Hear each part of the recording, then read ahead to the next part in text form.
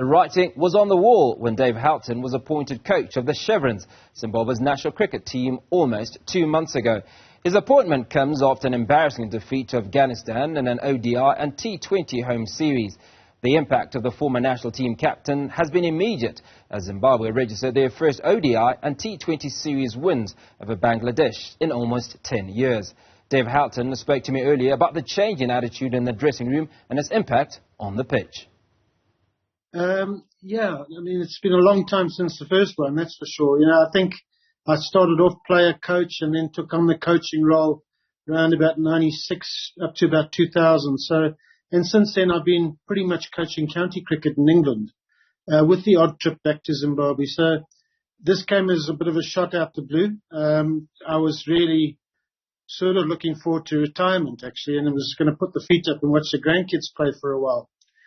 But, you know, fantastic honour to be asked once again to come back and help. And so far we've had 6 great weeks and had some immediate success, which is good news. But now the trick is carrying it on. Well, let's talk about what is it that you've done differently? I mean, for us to look at the team's performance, first a T20 victory for Zimbabwe on home soil, series win, which is incredible. And then the fact that they've won 2 series on the go, the T20 and the ODI against Bangladesh, the first time it's happened, I think, in almost 10 years. Yeah, well, you know, I've obviously been following the results, and I know the guys. You know, I was here last season working in franchise cricket, and I've been here 10 years ago working in franchise cricket, and I've seen the growth of our cricket players for a long time now, and the skills that they possess. So it was quite disappointing to see the results that were coming out. I very quickly worked out that you know, our players were all playing with great fear. You know, fear of losing their places, fear of losing games, and so on, fear of losing their contracts. And until we could turn that corner and get them to play fearlessly, we were never going to see their true skills. And that's literally all I've really worked hard on in the last 6 weeks, is to try and give the guys the freedom to play. There will be no admonishment in the change rooms if they make mistakes, no retributions. You know, I want to see them play and showcase their skills. And actually, since we've been doing that, we've been winning, but not just winning on the field, we're winning off the field. The crowd support has been absolutely stunning, and they are loving the brand of cricket we're playing. So the test will be as we play tougher and tougher sides, and that's no disrespect to Bangladesh, but our next 3 games are against India, and they are really tough, and then off to Australia and play them in their home soil. So we couldn't ask for 2 more tougher challenges in a row. You've obviously got individuals like Sikandar Raza, who's been absolutely phenomenal.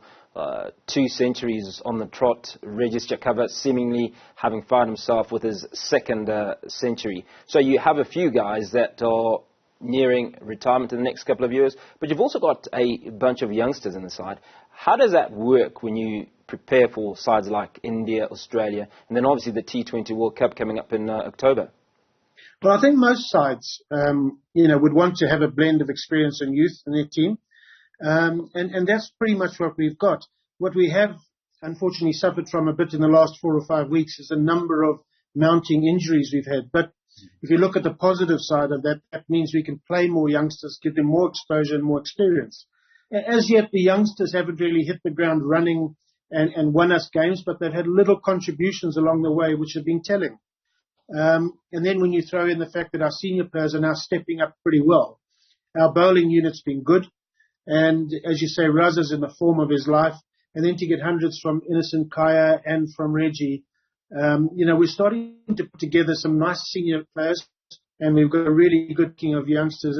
And I must say, you know, yesterday we lost our last game against Bangladesh, but that's probably the best I've seen a Zimbabwe side field for 30, 40 years.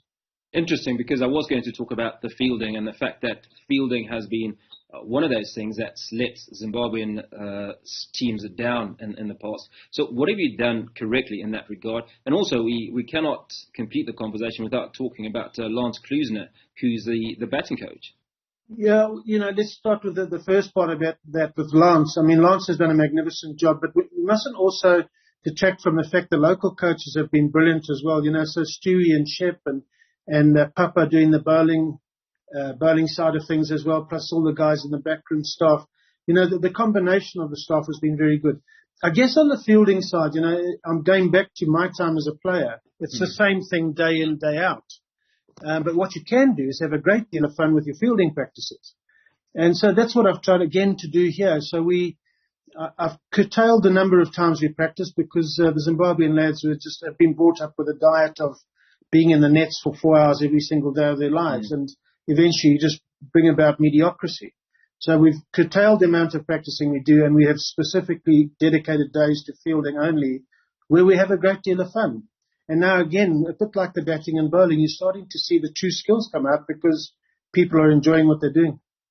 Now, a few weeks ago, you were coaching the Mountaineers, who are a franchise side. So obviously, you're quite familiar with the landscape as far as talent and development is concerned. How's that looking at the moment? It's looking really good. You know, whenever I'm talking to anybody about the talent in Zimbabwe, I think there are far more talented cricketers now than there ever were in my day. There's a sea of them, you know. What we need now is we need more heads popping up above the normal. So, you know, in my day, we had guys at one level, and then you had an Andy Flower, and then you had a Heath Streak and a Paul Strain just popping their heads above, you know, and a Henry Alonga. We're needing that now, and we're starting to get it a little bit with Sean Williams, with Raza. You know, the senior players are starting to put their heads above the rest. But actually, the ground's swell. You know, I reckon the 5 franchises, you could probably put 25 people in each franchise, and they could play any combination and be just as strong.